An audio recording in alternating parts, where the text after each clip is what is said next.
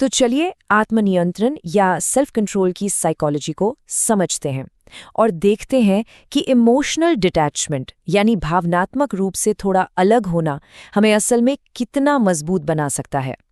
कभी सोचा है कि आखिर कुछ लोगों के पास हमें रुलाने की ताकत आती कहाँ से है? क्यों किसी के कुछ कह देने या कर देने से हमें इतनी गहरी चोट पहुंचती है?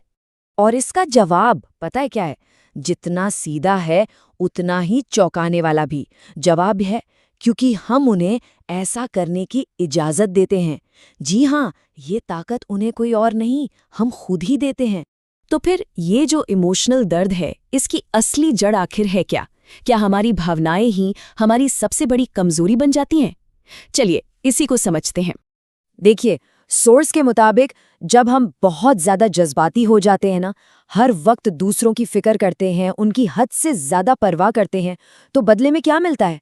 अफसोस, अक्सर धोखा मिलता है और नतीजा होता है अकेलापन। यही कीमत चुकानी पड़ती है। तो सवाल ये है कि इस इमोशनल पेन के चक्र को तोड़ा कैसे जाए? इसका जवाब इमोशनल डिटैचमेंट की शक्ति में छिपा है। यही वो चीज़ है जो हमें हमारी इमोशनल ताकत और कंट्रोल वापस दिलाती है। अब देखिए, इमोशनल डिटैचमेंट का मतलब ये बिल्कुल नहीं है कि पत्थर दिल बन जाओ। इसका असली मतलब है अपनी भावनाओं के चारों ओर एक सुरक्षा कवच बना लेना, ताकि कोई भी आपको इतनी आसानी से चोट ना पहुंचा सके, क्योंकि ये हक अब आप किसी को देते ही नहीं हैं।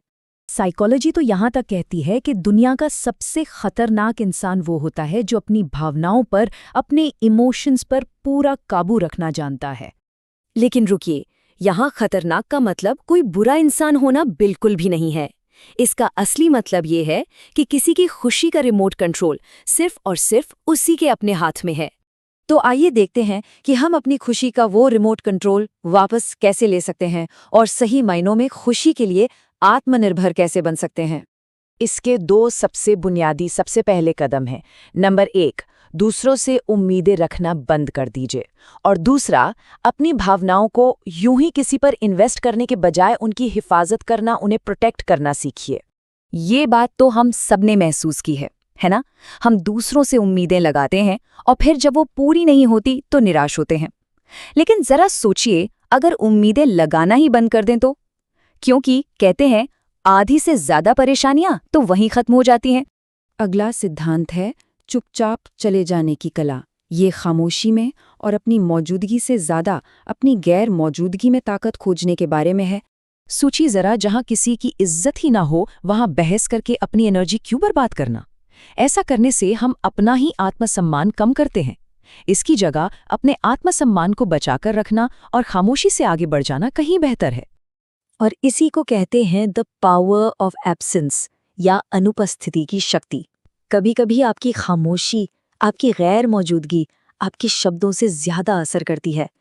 और ये भी सच है कि जिस इंसान में अकेले चलने का हौसला होता है ना, एक दिन पूरी दुनिया उसके पीछे चलती है।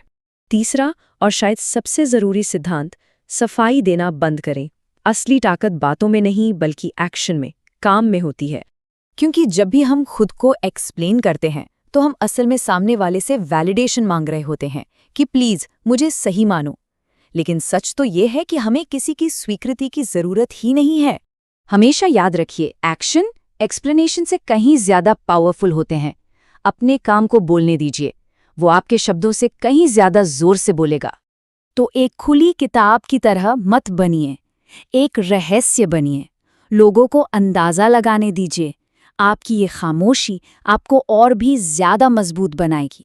तो चलिए अब इन सभी सिद्धांतों को एक साथ लाते हैं और एक नई मजबूत मानसिकता बनाते हैं।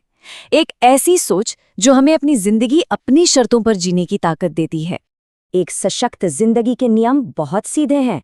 अपनी खुशी का रिमोट कंट्रोल अपने पास रखिए, अपनी भावनाओं को बचाइए, उन्हें यूं ही मत लुटाइए। जहां बेइज्जती हो वहां से बिना बहस किए निकल जाइए। काम करिए, सफाई मत दीजिए। भेड़ियों की इस दुनिया में अपने नर्म दिल को थोड़ा छिपा कर रखिए। दयालु जरूर बनिए, लेकिन जहां जरूरत पड़े वहां थोड़ा पत्थर दिल बनने से भी मत हिचकिचाइए। याद रखिए, जिंदगी बहुत कीमती है। इसे दूसरों के कामों पर रोने में बर्बाद नहीं किया जा सकता, खासकर उन पर जो आपकी कद्र नहीं करते।